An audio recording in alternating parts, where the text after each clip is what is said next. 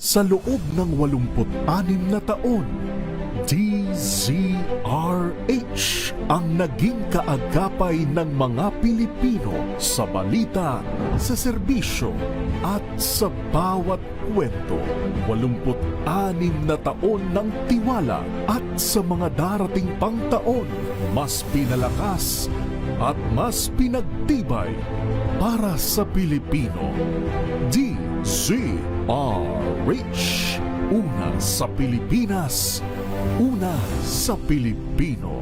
Serbisyong tapat sa'yo, DZRH.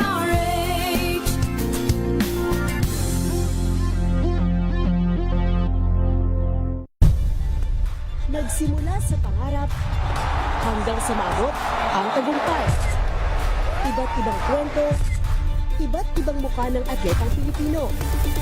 Mas pinatindi, mas pinalakas, at mas pinaaksyon sa Match Point tuwing Sabado, 12:30 ng tanghali sa DZRH TV.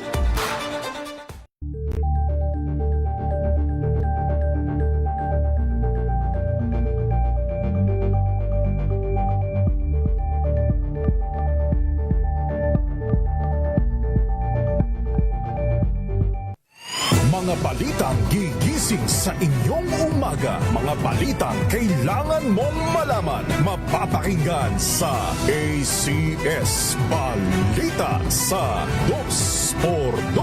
Kasama sina Anthony Taberna at Jerry Baha. Lunes hanggang Biyernes.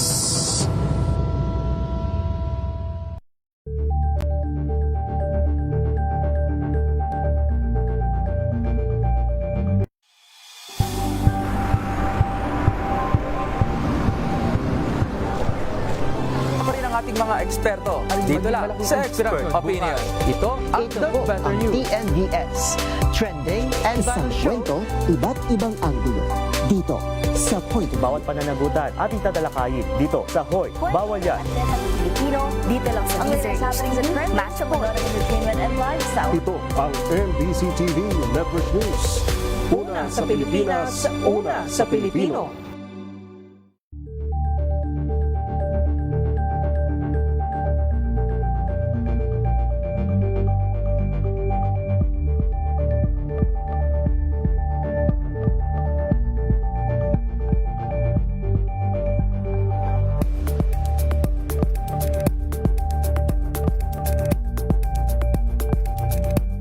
We've got you covered. From the hottest hits, exclusive interviews, kilig to the bones fan meet experience, and hataw performances of your favorite stars. Saturdays, 12 noon, dito lang sa DZRH TV.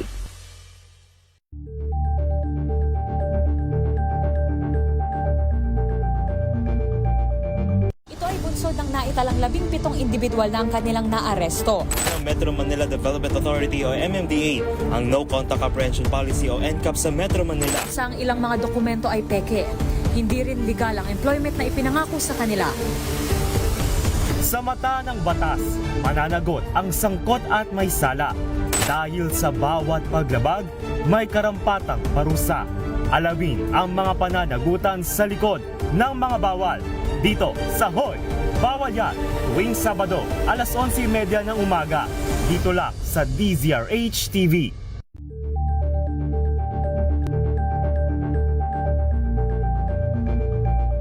Curious ka ba sa maraming bagay? Kami na ang bahala dyan.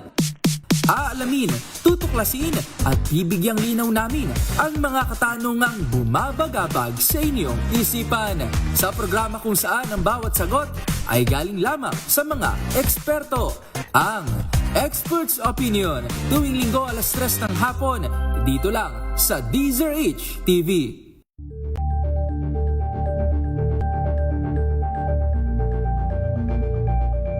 Alamin ang mga maiinit na isyung pambayan, mga balitang kailangan mong malaman, usapin sa pamahalaan, politika, ekonomiya at kabuhayan. Ito ang mga dapat mong malaman, pakialaman at pag-uusapan dahil kayo ang tinig ng mamamayan dito sa Damdaming Bayan.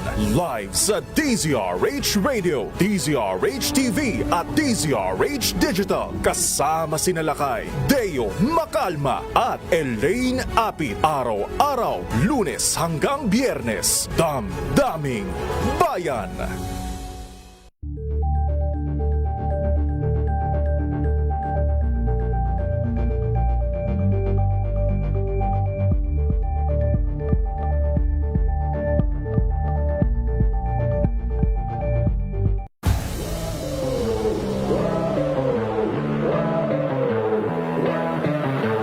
Mindset ko talaga is, una sa lahat, pagdating sa receive, talagang sasakupin ko yung buong court na parang hindi ko na sila papahawakan ng bola na sige pumalo na lang kayo dyan, ako na yung re-receive. Parang ganun yung nasa mindset ko eh. Yung bahay namin, tapat lang nun, court na agad. Okay. So, nung bata... Natin, alas 3:07 ng umaga. Saan man mangyari ang balita, Luzon, Visayas at Mindanao, hagip ng balitang Pronti. Kinalap ng buong puwersa ng MBC Media Group mula Aksyon Radyo, Radyo Natin Nationwide at DZRH, Provincial at Regional Correspondents. Balita Pronti kasama si Kises Habson. DZRH Balita Pronti.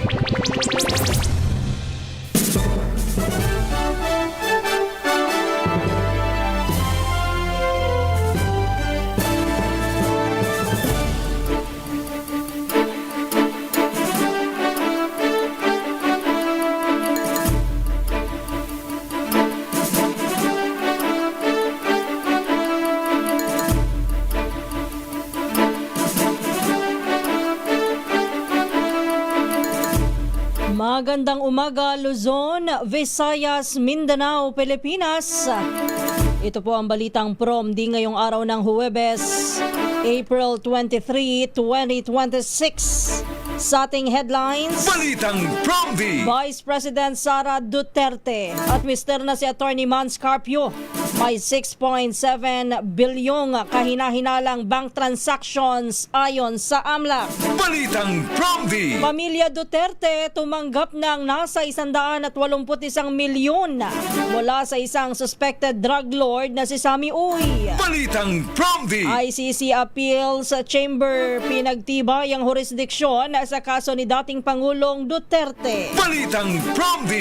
Precautionary hold departure order laban kay Congressman Romualdez inilabas na ng Sandigan Bayan. Balitang Prom-D! Pasahe sa eroplano tataas. Fuel surcharge sumipa sa level 19 mula sa dating level 8. Balitang Prom-D! CCTV camera na ginagamit sa NCAP gagamitin din sa paghuli ng mga nagtatapon ng basura sa hindi tamang lugar. Balitang Prom-D! 3 pulis sa Laguna sinibak dahil sa performance o sa poor performance ayon sa Calabar Zone Police Director. Balitang Prom-D! Yan ang ulo ng ating mga balita. Kasama niyo po ang inyong lingkod Kisas Hobson para sa DZRH, una sa Pilipinas, una sa Pilipino. At ngayon sa detalye ng ating mga balita. Balitang Prom-D!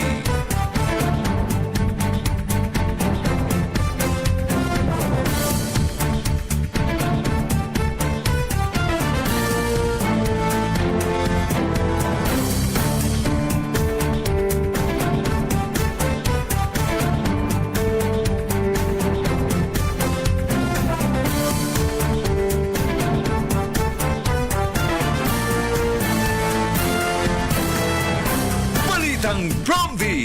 Higit 6.7 bilyong pisong covered at suspicious transaction ang nakita ng Anti-Money Laundering Council sa bank accounts ng mag-asawang Vice President Sara Duterte at Attorney Mans Carpio mula 2006 hanggang 2025.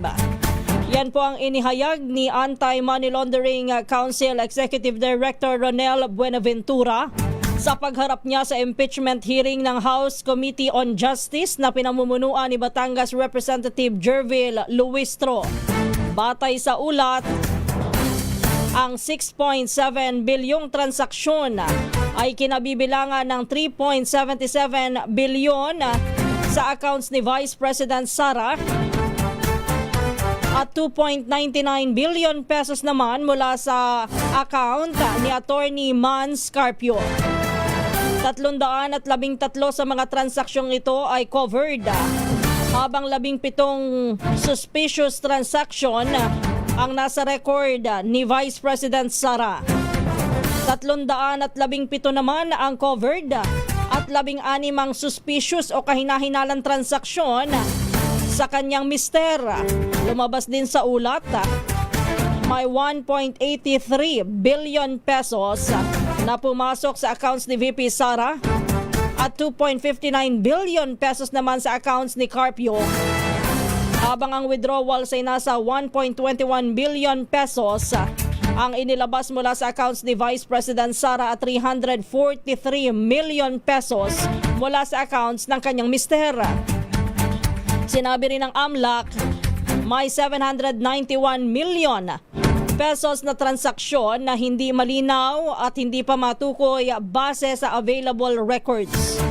Ayon kay Manila 3rd District Representative Joel Chua, ang ilang bank transactions ay hindi umano nakita sa Statement of Assets, Liabilities and Net Worth o SALN ng Vice Presidente. Balitang Promdi.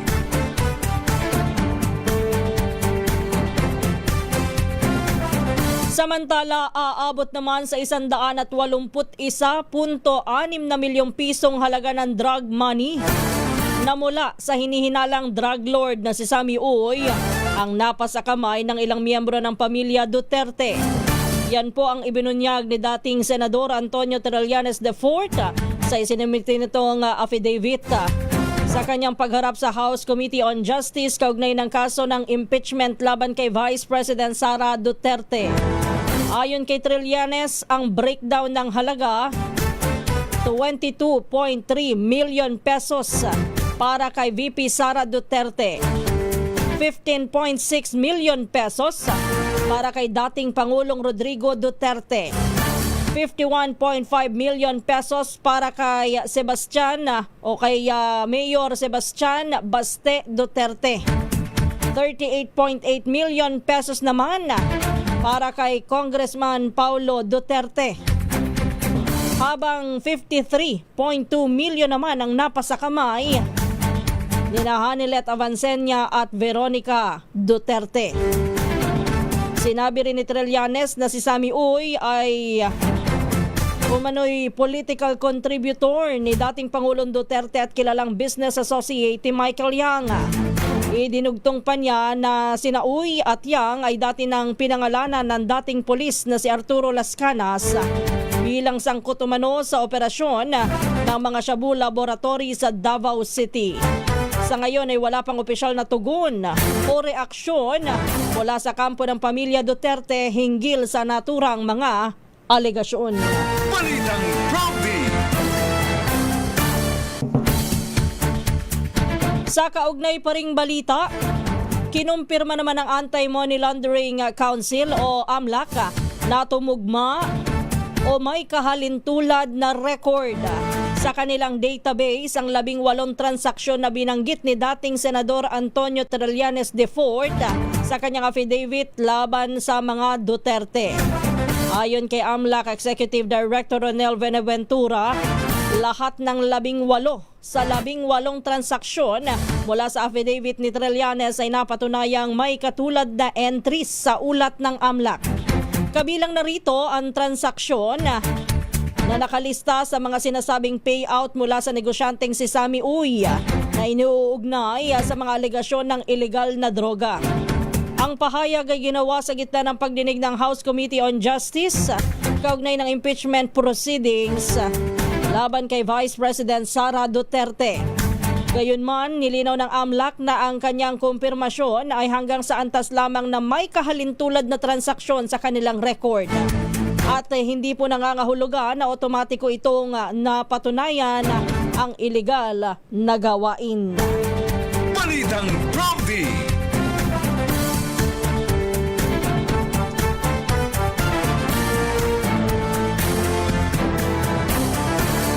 Samantala, oras natin, alas 3:16 ng umaga. Puntahan muna natin mga balita mula sa probinsya. Unahin natin ang Cordillera. Bayanihan Drive, nakalikon ng 21 tonelada ng gulay mula sa Atok, Benguet. Yan daw po ipamamahagi sa mga beneficiaries sa Metro Manila. Ibalita mo yan na RH 41, Romy Gonzalez. Naglunsad ng bayanihan activities ang Atok, Benguet ang mga pulis, lokal na opisyal at partner groups sa pamagitan ng pagbili at pag-impake sa 21 tonelada ng Highland vegetables para maipamahagi ng libre sa mga benepisyaro sa Metro Manila. Ang pagsisikap ay pinangunahan ng Atok Municipal Police Station sa koordinasyon sa 1st Provincial Mobile Force Company at Bureau of Fire Protection. Atok Local Government Unit sa pangunguna ni Mayor Franklin Smith at Barangay Captain Murphy Wagayan ng Barangay Paway. Ang Bayanihan Drive ay pagsuporta sa Fraternal Order of Eagles Philippines Incorporated, Southern Tagalog, NCR 121 at Calabarzon Cavite Region Chapters na tinaguriang Rescue the Crop, Beat the Pump from the Cordilleras to Metro Manila. Layan ng programa na tulungan ang mga lokal na magsaka sa pamagitan ng pagbili ng kanilang produkto, kasabay ng katiyakan na maihati dito sa mga komunidad sa Metro Manila na bahagi ng kanilang outreach initiative. Ang mga gulay na tulad ng sayote, repolyo, wambok at labanos ay galing sa mga farming areas sa Englandad, Bosleng at Bakeng sa Barangay Paway at maging sa Uyosan sa Barangay Katubo sa Atok, Benguet. Ang tinatayang dami ng binili ng grupo ay 2,000 kilo na sayote, 2,000 kilo ng radish, 5,000 kilo ng repolyo at 12,000 kilo ng wambok. Mula kahapon ay patuloy ang sorting at packing operation sa Municipal Gym sa Sayangan, Atok bilang paghahanda sa paghatid ng mga gulay sa Metro Manila. Ito si RH 41 Romy Gonzalez para sa DZRH, una sa Pilipinas, una sa Pilipino. Balitang Prompty. Maraming salamat, Romy Gonzalez. Standby lang, Freddy. Samantala, pinayagan po ng Malacanang na lumabas ng bansa si Vice President Sara Duterte simula ngayong araw, April 23, hanggang sa May 15, 2026. Sa inaprobahang travel authority na pirmado ni Acting Executive Secretary Ralph Recto, babiyahe si Vice President Sara sa The Netherlands, South Korea, Belgium, Germany, United Kingdom of Great Britain at Northern Ireland. Nakasaad din sa dokumento na walang gagastusing pondo ang gobyerno sa 22 araw na pag-alis ng ikalawang Pangulo. Ang nakatakdang paglipad ni VP Sara Duterte ay matapos lamang ang panibagong hearing sa House Committee on Justice kaugnay ng impeachment case laban sa kanya, kung saan nabunyag ang ilang mga kahinahinalang transaksyon batay na rin sa record ng AMLAC. Balitang Prompty. Alas 3:20 ng umaga. Samantala, pinal nang ibinasura ng International Criminal Court of Appeals Chambers o International Criminal Court Appeals Chambers ang hiling ni dating Pangulong Rodrigo Duterte na ipawalang bisa ang kasong Crimes Against Humanity laban sa kanya dahil sa isyu ng jurisdiksyon ng korte. Magugunit ang iginiit ng depensa na wala ng kapangyarihan ng ICC na litisin ang kaso ni dating Pangulo dahil kumalas na ang Pilipinas sa Rome Statute. Pero sa naging desisyon, sinabi naman ng ICC na nananatili ang kanilang jurisdiksyon kahit nag-withdraw ang Pilipinas noong 2019 dahil saklaw ng kanilang investigasyon ang mga taon na miyembro pa ang Pilipinas sa kasunduan. Bunsod nito'y tinabla na rin ng korte ang hiling ng kampo ni Duterte para sa agaran at walang kondisyong pagpapalaya sa kanya. Balitang Prompty. Alas 3:21 na po ng umaga, puntahan naman natin balita sa Pangasinan.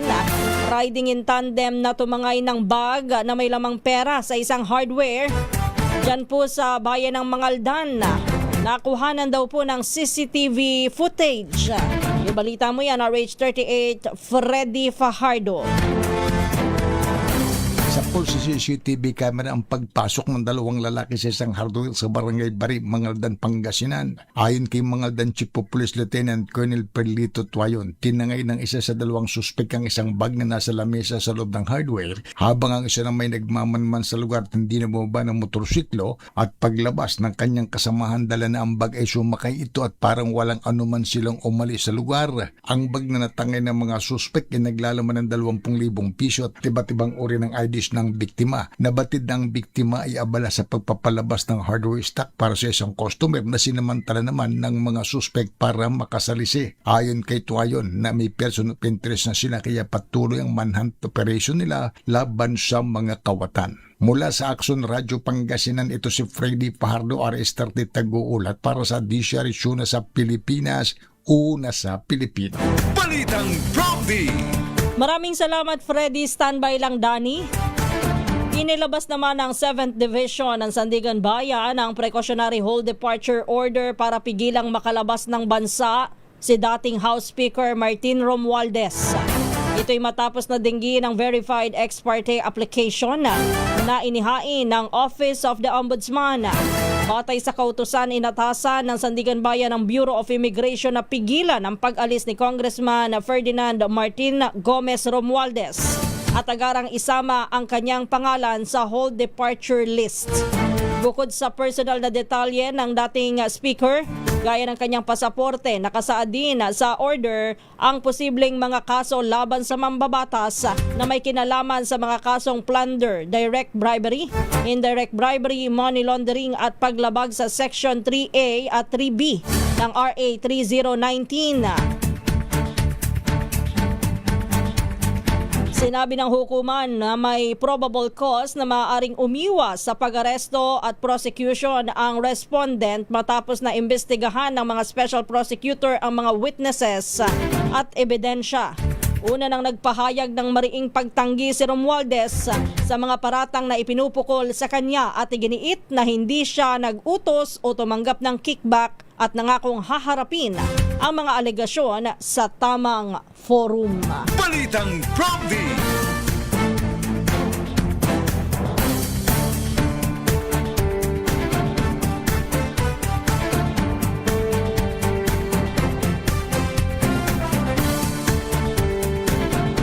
Samantala, nagbabala naman si dating House Speaker Martin Romualdez sa administrasyon ng kanyang pinsang si Pangulong Ferdinand Marcos Jr. kaugnay ng kontrobersiya sa umano'y mga anomalyang flood control projects. Sa isang video message, sinabi po ni Romualdez na kung hahawakan ng ang usapin bilang legal na kaso, dapat umano itong resolbahin sa tamang proseso ng batas at hindi sa Court of Public Opinion. Binigyan din niya na matagal na siya sa serbisyo publiko at marami umano siyang nalalaman tungkol sa kasalukuyan at mga nakaraang administrasyon. Babala niya, kung may mga taong nais siyang gawing fall guy o sisihin upang mailigtas ang iba, handa umano siyang ipagtanggol ang sarili at pangalan sa publiko. Iginit din ni Romualdez na ang Kamara ay hindi iisang tao lamang, kundi isang collegial body na binubuo ng daang-daang miyembro at mga proseso ng institusyon. Balitang Prompty. Samantala, aalis naman ngayong araw si Justice Secretary Frederick Vida patungong Czech Republic upang pangunahan ang hakbang para sa pagpapauwi sa dating mambabatas at puganteng si Zaldico. Ayon kay Vida, kasama niya sa biyahe si Chief State Counsel Dennis Chan. Sinabi pa ng kalihim na inaayos pa ang mga pagpupulong sa mga opisyal ng Czech government kaugnay ng kaso. Nauna nang sinabi ng Department of Justice na pinag-aaralan ang deportation, extradition o paggamit ng United Nations Convention Against Corruption bilang mga pamamaraan upang maibalik si Ko sa Pilipinas. Naharap si Ko sa warrant of arrest dahil sa kasong malversation of public funds at graft kaugnay ng umano'y maanumalyang 289.5 million peso road dike project sa Oriental, Mindoro. Balitang Prompty. Oras natin alas 3:26.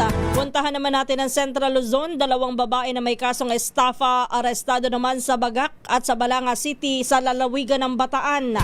Ibalita mo yan RH37 Danny Kumilang. Arestado ang 2 babaeng wanted person sa maghiwalay na operasyon ng pulisya sa Bagak at Balanga City, Bataan kaugnay ng kasong kinakarap nilang estafa. Sa Bagak, nadakip ang suspect edad 60 taong gulang at residente ng Barangay Bagong Bayan sa isinagawang manhunt operation bandang alas 10 ng umaga kamakalawa.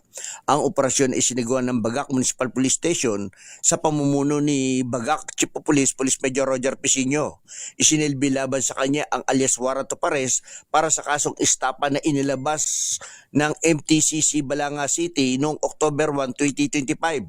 Kasalukuyan siyang nasa kustudiyan ng Bagak Municipal Police Station para sa kaukulang dokumentasyon. Samantalang naaresto rin ang edad 29 taong gulang at residente ng Barangay Bagong Silang Bliss, Balanga City alas 6 ng gabi nitong Abril 21, 2026. Isinagawa ang pag-aresto ng pinagsanib na puwersa ng Dinalupian Municipal Police Station at Bataan PPO sa bisa ng warrant of arrest kaugnay ng kaso ding estafa. Dani ko bilang RH37 DCRH, una sa Pilipinas, una sa Pilipino. Balitang Prompty. Samantala, umaasa naman ang Liberal Party na muling magbabago ang isip ni Mayor Leni Robredo at tatakbo sa pagkapangulo sa 2028 elections. Yan ay sa kabila ng nauna ng pahayag ni Robredo na hindi siya tatakbo para sa anumang pambansang posisyon sa susunod na halalan. Ayon sa Liberal Party, batay umano sa tumataas na survey numbers ni Robredo at sa kakayahan nitong magbigay inspirasyon sa maraming Pilipino, nasa matatag siyang posisyon upang bumuo ng mas malawak at mas malakas na koalisyon. Sinabi rin ng partido na mahalaga ang magiging resulta ng 2028 elections dahil ito umano ang magtatakda ng direksyon ng bansa sa hinaharap. Balitang Prompty.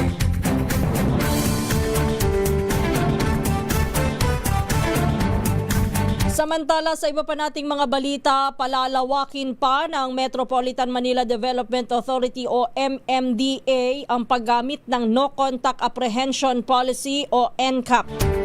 Ngunit sa pagkakataon po na ito, ay laban naman sa mga nagtatapon ng basura kung saan-saan. Ayon kay MMDA General Manager Nicolas Torre III, gagamitin ang mga traffic camera at CCTV upang mahuli ang mga litter bag o mga lumalabag sa tamang pagtatapon ng basura. Kapag nahuli, papatawan ang violators ng environmental ticket at multang mula 500 hanggang 2,000 pesos depende sa paglabag. Sinabi ni Torre na kapag may bantay, ang barangay ay walang nagtatapon. Ngunit kapag naman wala umano ang mga opisyal, ay muling nagkakalat ang ilang residente. Sa ilalim ng pinalawak na NCAP, rerepasuhin ang CCTV footage upang matukoy ang mga lumalabag at padadalhan sila ng summons. Babala rin ng MMDA, maaaring humantong sa mga kaso sa korte ang sinumang hindi magbabayad ng ipinataw na multa.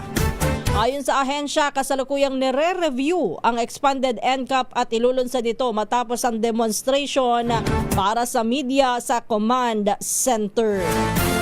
Balitang Prompty. Alam nyo ho, ito'y interesting. Interesting po yan sana. Iniisip ko lang kung paano ang mga gagawing hakbang. Sa bagay, magkakaroon pa yan ng implementing rules and regulations. Halimbawa, sino ang magbabantay sa CCTV? Sa mga CCTV footage, barangay ba, pulis, o mag-hire ng mga bagong manggagawa? Yung multa, papaanong gagawin? Paano nga kung hindi magbabayad ng multa, anong mangyayari? Halimbawa, mga ordinaryong manggagawa o ordinaryong mamamayan ang lumabag. Halimbawa, ay walang trabaho. Yan ba ay may first warning? Sa barangay patatawag, pagkatapos ang susunod na mga paglabag ay tsaka papatawan ng multa? Naku, marami pang ayusin po dyan, pero interesting talaga. Para na rin po ma-practice ang mga Pinoy na kahit walang bantay, matutong sumunod sa batas. Marami ho kasi sa ating mga kababayan, pasaway talaga. Kumbaga, parang sa daga at pusa, kapag walang pusa, nariyan ang daga. Naglalaro ang daga. Balitang Prompty. Alas 3:31 na po ng umaga.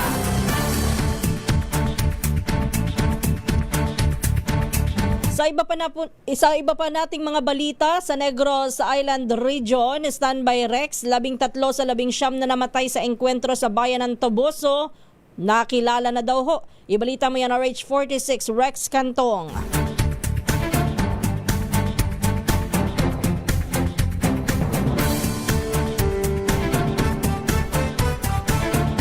Nakilala na ang 13 mga namatay sa 19 katao sa engkwentro ng tropa ng militar at umano'y New People's Army sa Purok Clarending, Barangay Salamang, Kabayan ng Toboso, Negros Occidental. Ayon kay PNP Negros Island Region Public Information Officer Lieutenant Colonel Joy Malong, ang mga namatay na kinilala mismo ng kanilang pamilya na nasawi na sina Roger Pavillar Tapang, Commanding Officer, Special Operations Group, alias Jong, at Arnel, 36 anyos at residente ng Sitio Maligon, Barangay Bandila, Bayan ng Toboso, Negros Occidental.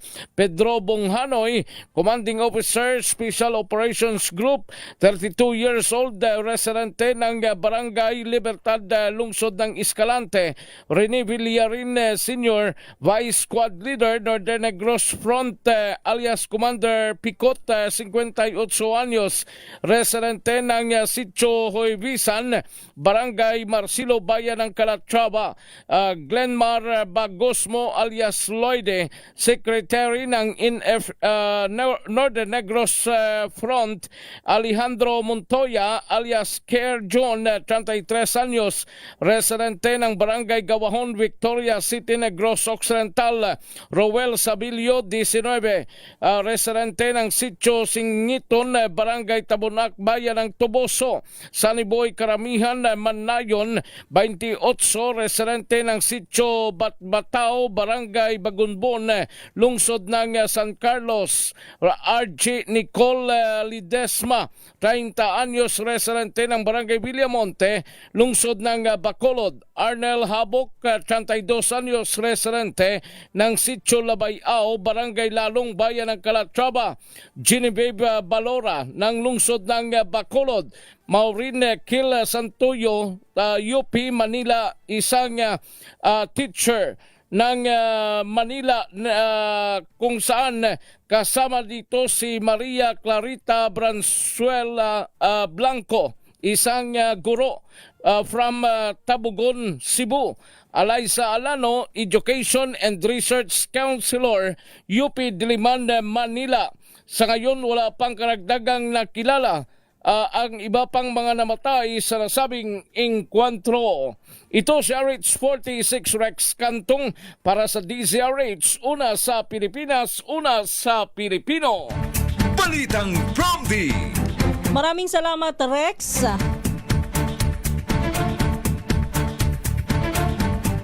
Samantala, standby lang kay Jocelyn Maque Samantala, inaasahan naman na sisirit pa ang singil sa pasahe sa eroplano matapos na itaas ng Civil Aeronautics Board o CAB ang fuel surcharge level para sa mga domestic at international flight sa level 19. Sa abisong may petsang April 13, itinaas po ng CAB ang fuel surcharge mula 8 noong April 1 hanggang 15 patungo sa level 19 na ipatutupad mula April 16 hanggang 30.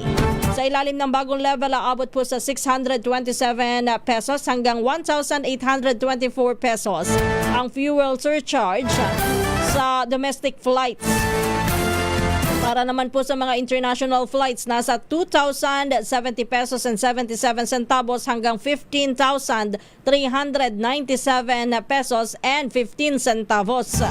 Ang fuel surcharge ay dagdag na singil bukod sa base fare na ipinapataw ng mga airline upang mabawi ang gastos sa jet fuel. Balitang Prompty.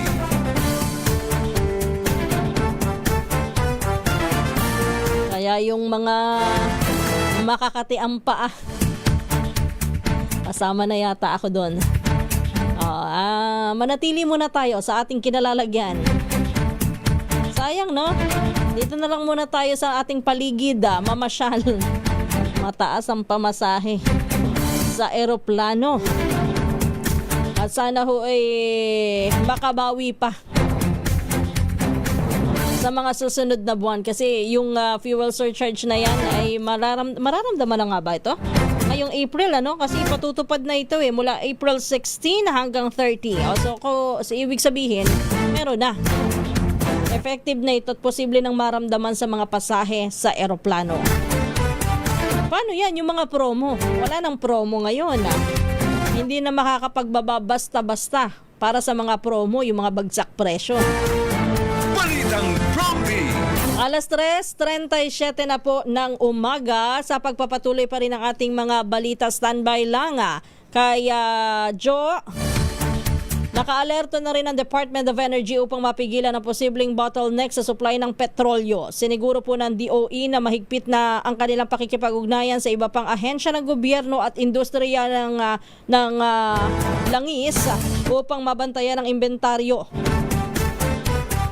Tinututukan din naman na nila ang pagpapabilis ng napapanahong distribusyon ng fuel para po maiwasan ang mga hadlang sa supply. Ayon sa Department of Energy, may darating pa po sa bansa 650,000 na bariles ng diesel ngayong linggong ito. Balitang Prompty. Samantala, balita muna tayo sa Western Visayas. 2 ang naaresto sa anti-illegal logging operation sa Antique. Meron daw pong baril at 1 milyong pisong halaga ng tabla ang na-recover. Ibalita mo yan, Jocelyn Maque ng Action Radio Iloilo. Nahuli sa akto na nagpuputol at nagsusunog ng mga puno ng kahoy ang 2 residente sa barangay Inyawan sa Libertad, Antique. Naaresto ang mga suspect na sina Rogelio, 60 anyos at Rogen, 26 anyos sa Joint Anti-Illegal Logging Operation ng Libertad Police at mga personal ng Community Environment and Natural Resources Office o CENRO. Nagtangka pang manlaban si Rogen nang bumunot ito ng baril pero mabilis siyang napigilan ng mga otoridad. Na-recover sa 2 ang caliber .357 revolver na walang serial number at 5 bala, 2 itak at iba't ibang uri ng tabla na nagkakahalaga ng mahigit 1 million pesos. Nahaharap sa kasong paglabag sa forestry law at illegal possession of firearms ang mga suspect. Mula sa Action Radio Iloilo, ito si Jocelyn Maque para sa DZRH. Una sa Pilipinas, una sa Pilipino. Balitang Prompty. Thank you, Jo. Standby naman, Jimmy. Inutusan naman ng Energy Regulatory Commission o ERC ang Meralco na i-refund sa kanilang customers ang natitira pang balanse na nagkakahalaga ng mahigit sa 14 billion pesos. Ibinaba ng ERC ang direktiba matapos na makumpleto ang regulatory process para sa distribution charges na ipinatupad mula July 2022 hanggang December 2024. Ang refund order ay nag-ugat sa pagkumpirma ng ERC sa inaprobahang distribution rates na ikinarga sa mga customer ng Meralco. Natuklasan na hindi nagtugma ang singil ng kumpanya sa computation ng tinatawag na AWAT o Actual Weighted Average Tariff. Ayon kay ERC Chairperson at CEO Attorney Francis Saturnino, ang taripa ay batay sa revenues ng Meralco at sa halaga ng kuryente na kanilang binili. Ang initial refunds para sa Meralco customers ay itinakda sa 20 million pesos noong April 2025 at nasa 14.17 billion pesos pa ang hindi na ire-refund hanggang noong February 2026. Balitang Promvi.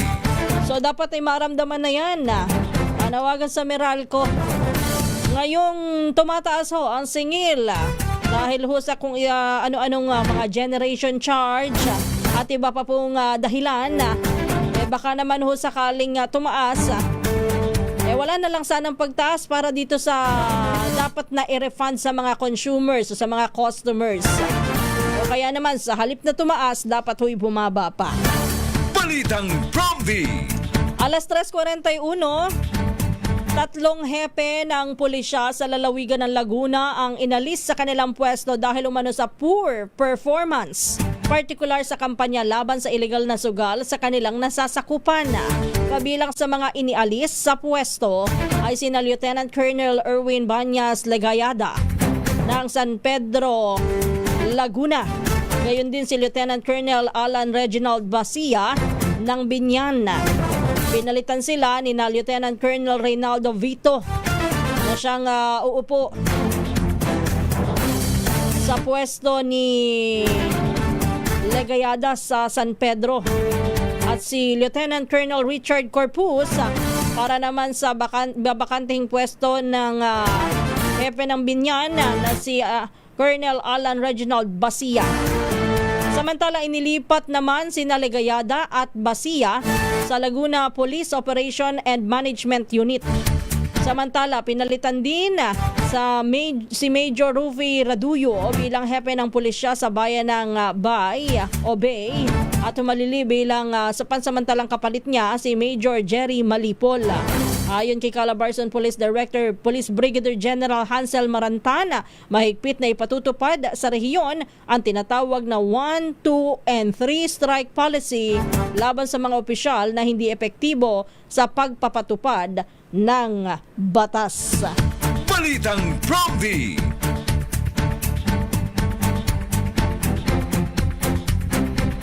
Balita naman mula sa Eastern Visayas, simbahan daw po sa Sogod, Southern Leyte. Pinasok ng mga tulisan natangay ang malaking halaga daw po ng pera na offering sa simbahan. Ibalita mo yan na Rich 32 Jimmy Angay-Angay. Isang simbahan pinasok ng mga tulisan malaking halaga ng pera na offering sa simbahan na tangay sa bayan ng Sogod, Southern Leyte. Ayon sa report ng PNP, isang Parish Finance Officer ang dumulog sa kanilang tanggapan dahil sa pagkawala ng pundo mula sa Our Lady of Immaculate Conception Parish. Sa sinagawang investigasyon lumalabas ng gabi pa lamang, binilang ang koleksyon ng simbahan na umabot sa mahigit 33,000 piso. Ang bahagi na ito ay nilagay sa isang dilaw na kahon habang natitira ay tinago sa drawer ng misa. Tumambad sa mga biktimang sirang mga kandado at bukas na lagayan ng pera. Tuluyang natangay kabuang mahigit 33,000 piso. Sa kasalukuyan, patuloy masusing investigasyon ng pulisya upang matukoy ang nasa likod ng insidente. Mula dito sa DYVL Action Radyo Tacloban, ito si R32 Jimmy Angay-Angay para sa DZRH. Una sa Pilipinas, una sa Pilipino.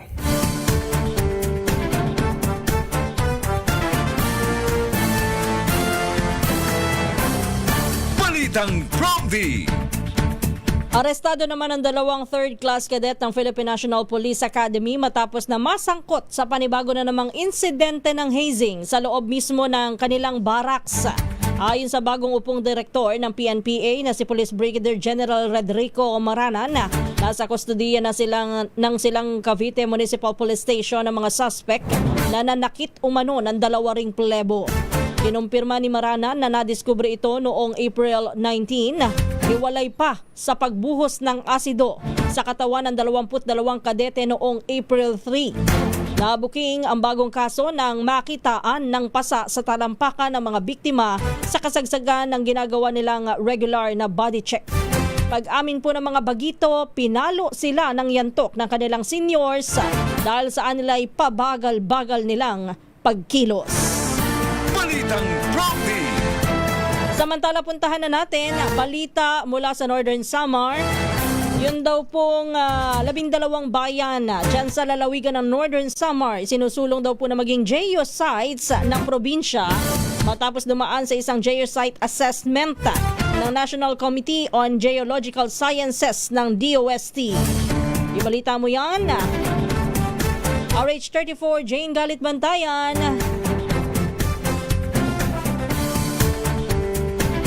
12 ng mga bayan ng lalawigan ng Northern Samar sa 24 municipalities ang inirekomenda upang maging official na geosites ng lalawigan. Sa report mula sa Provincial Government ng Northern Samar, ang nasabing mga bayan ay ang Lope de Vega, Catarman, Pambuhan, Bayan ng San Roque, Victoria, Kapol, Katubig, Biri, Palapag, Mapanas, Gamay at Lapinig. Ang nasabing mga bayan dumaan sa isang geosite assessment ng National Committee on Geological Sciences. Ang nasabing team ay dumating sa lalawigan ng Northern Samar at nagkaroon ng pakikipagpulong kay Northern Samar Governor Harrison Chuan at inikot na nasabing team ang buong lalawigan. Ang geologist ng MGB ay mula sa DOST Philippine Nuclear Research Institute. Sa personal na makikipagpulong na nasabing team kay Northern Samar Governor Harrison Chuan, ipinakita naman na nasabing gobernador ang mga larawan ng mga tourist attractions, tourist destinations sa lalawigan ng Northern Samar. Ang 12 bayan na napili dito sa lalawigan ay inaasahan naman ang paglago pa ng kanilang lokal na turismo habang patuloy naman ang adhikain na maging UNESCO Global Geopark status ang buong lalawigan ng Northern Samar na layuning ma-preserve ang mga natural sites ng probinsya. Mula sa Aksyong Radyo Katarman, RH34 Jane Galit Bantayan ng DZRH. Una sa Pilipinas, una sa Pilipino. Balitang Prompty. Samantala, nasunog ang isang bahagi ng kabundukan ng Sierra Madre sa bayan ng Kalayaan noong araw ng Martes. Ayon sa mga bumbero, tumagal po ang forest fire halos 11 oras at umabot ito sa ikalawang alarma bago tuluyang naapula alas 4 ng hapon. Kabilang sa naapektuhan sa sunog ang 3 ektarya ng kagubatan sa Barangay San Juan. Patuloy na iniimbestigahan ng otoridad ang sanhi ng sunog habang pinaalalahanan naman ng publiko, lalo na po yung mga trekkers, hikers, maging maingat at iwasan ang anumang aktibidad na maaaring magdulot po ng sunog sa kagubatan. Balitang Prompty. Inaresto naman makaraang magpakawala ng bomb joke ang isang 28 anyos na air conditioning technician sa Bacolod City noong Martes.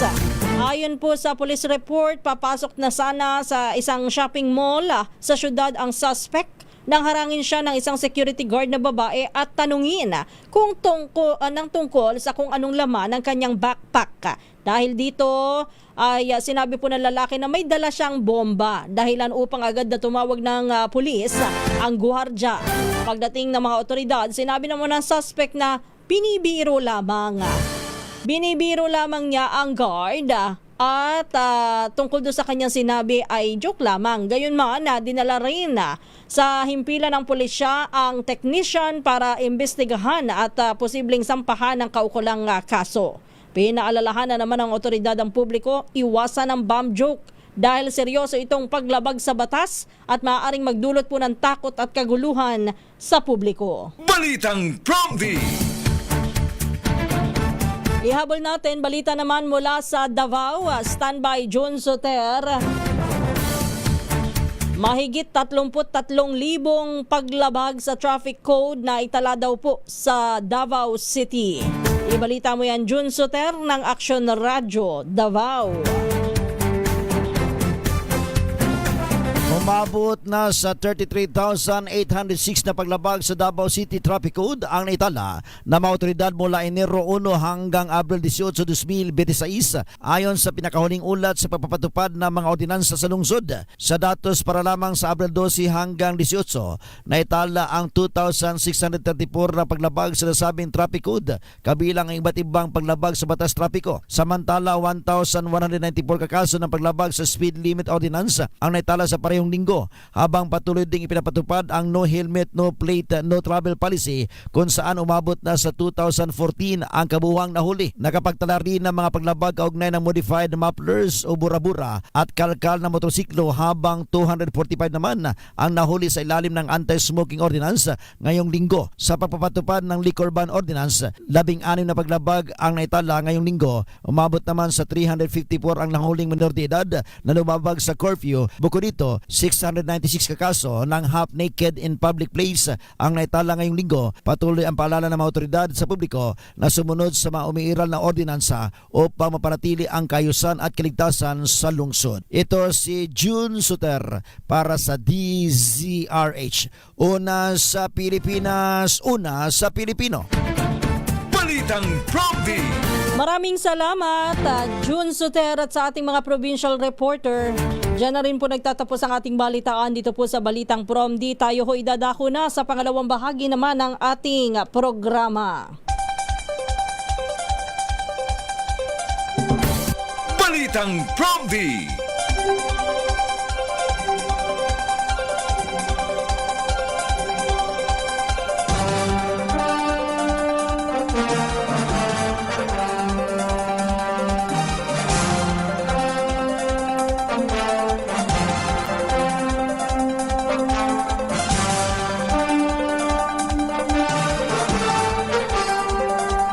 Muli, isang magandang umaga po ang ating pagbati sa lahat ng mga nakikinig, nanonood at nakatutok ngayon sa ating programa. Ito nga po ang Balitang Prompty.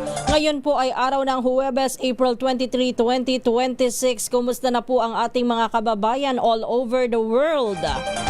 Maging kayo man po ay nasa Luzon, Visayas, Mindanao o nasa labas po ng ating bansa, sana po ay nasa mabuti kayong kalagayan habang nakikinig at nakatutok sa mga programa ng DZRH. Doon sa ating mga tumutok sa mga balita at mga pangyayari kahapon, kumusta na po kayo? Kayo ho ba ay nakukumbinsi o lalong nagdududa? Ano nga ba? Kanino na ba kayo mas naniniwala ngayon? Kayo ho ba ay satisfied na doon sa mga lumalabas na mga impormasyon, maging doon sa hearing? Ako ho, hindi pa eh. Kasi bakit kanyo? Mas maganda ho siguro kung naririnig din ang panig ni Vice President o ang kampo ni Vice President Sara Duterte tungkol dun sa mga nabunyag na mga kahina-hinalang transaksyon. Bakit kasi itong si VP Sara tsaka ang kanyang kampo, ang kanyang mga abogado hindi dumadalo dyan sa impeachment hearing na yan? Ito nga proper forum na ika nga. Dahil nga ang mga reklamo kaugnay ho ng impeachment ay talaga hong dyan na sa Kamara dadaan. Tapos sunod dyan sa Senado bilang impeachment court naman. Mas maganda hong marinig din yung kanyang panig para naman maipaliwanag niya. Ang problema nga lang kasi bakit nga hindi dumadalo? Yun. Bakit hindi siya dumadalo sa mga upang makapagpaliwanag sa mga isyong ito? Sa halip, ngayon niya, baka kahapon busy sa pag-empake. Papunta yata ng palabas ng bansa ngayon ng Vice Presidente. Marami, mag-world tour. Maraming bansang pupuntahan. Siyempre, we expect na kasama yun the Netherlands kasi nandun yung kanyang tatay upang dalawin. Anyway, ano ang masasabi niyo po dyan sa mga nabunyag na yan? Hindi naman po pwedeng walang bahala o isang tabi lang yung mga allegations. Halimbawa, yung kay Senador Antonio Trillanes kasi meron pati yung AMLAC na andun na rin Kapag sinabing yung Anti-Money Laundering Council, may mga kasama na hong dokumento dyan. Ganon din, sumipot din ang Office of the Ombudsman. Ganon din ay ang BIR, kaya lang yung sa BIR hindi ho mabuksan yung dokumento. Yung dokumento nakaselyado pero at least sila ho ay sumunod. Anong tawag doon? Nag-respond doon sa subpoena na pinadala sa kanila. Renato Abad, isang magandang umaga, di ba? Mr. Renato Abad, mas maganda kung maririnig din natin yung kabilang panig doon sa mga sinasabing yan. Lalo na hindi pa pwedeng sabihin, halimbawa, although sumasagot po yung kabilang kampo, sinasabing yan ay politically motivated lamang, ang mga paratang sa kanya, ano pa ba yun hindi totoo, yung mga ganon. Kaya lang kasi, kapag may mga dokumento yung kabila, dapat ho ay maghain din ho ng patunay na dokumento yung kabilang side para naman dun sa kanyang argument na yan ay hindi totoo. Diba? Jelly Angelo del Rosario, hindi siya pwedeng magpaliwanag dahil hindi siya papayagan na magpaliwanag dahil hindi yan Senado na proper forum to answer all. Yun naman ang sa panig ni Jelly Angel. Tama ba? Jelly Angel del Rosario. So siguro nga, baka pagdating sa impeachment court na, sa Senado, baka naman sakali. Good morning, Ma'am Kisses. Ang isang akusado, pag hindi dumadalo sa pagdinig, yan po ay guilty. Bentong, good morning. And sabi niya, when it rains, it pours for justice sa EJK at Piatos et al. Yes po, Ma'am Kisses. Glenn Paul Nulyar, isang maganda umaga sa iyo. Shout out sa mga taga-Arayat, Pampanga. Kung ano man po ang kahihinatnan ng mga hearing, wala na rin po kaming tiwala sa Vice Presidente, sabi naman dito ni Efren Lorenzo. Dahil talagang matibay po ang mga ebidensya at dokumento. Irene Lati Anonuevo, good morning. And watching from Pasig City. Uy, sa Senado nanawagan po si Senate President Tito Soto sa kanyang mga kapwa senadora na kung sakaling magkaroon nga ng mag-convene nga bilang impeachment court ang Senado, sana daw ho ay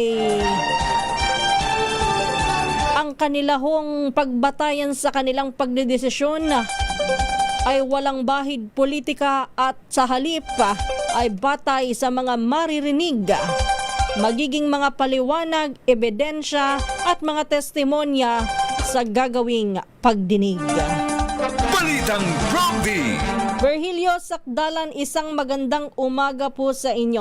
Ikaw talaga, Virgilio Sakdalan, ikaw ang absent kahapon.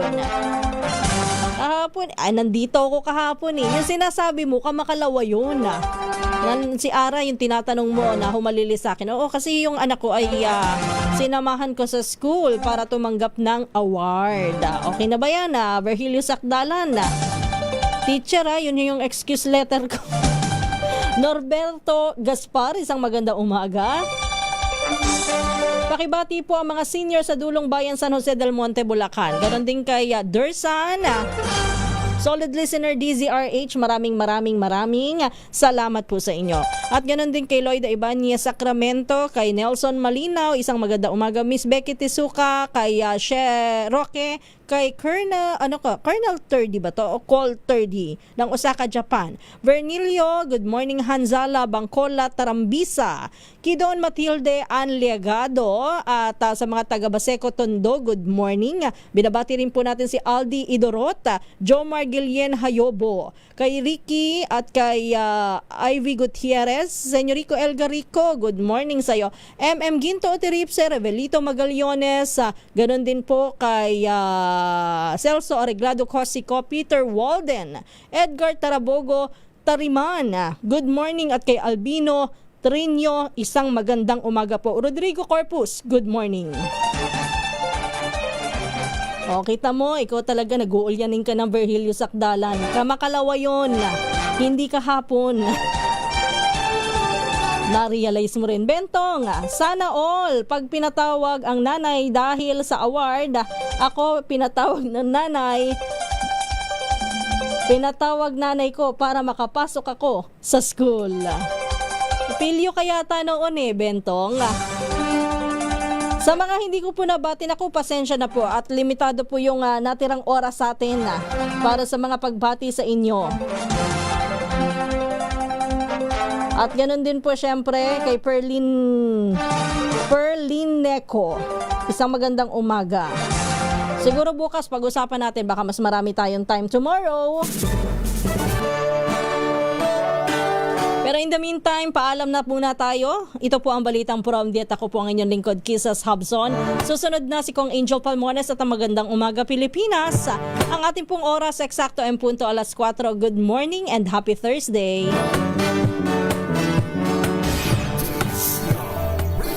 Number 1 na naman!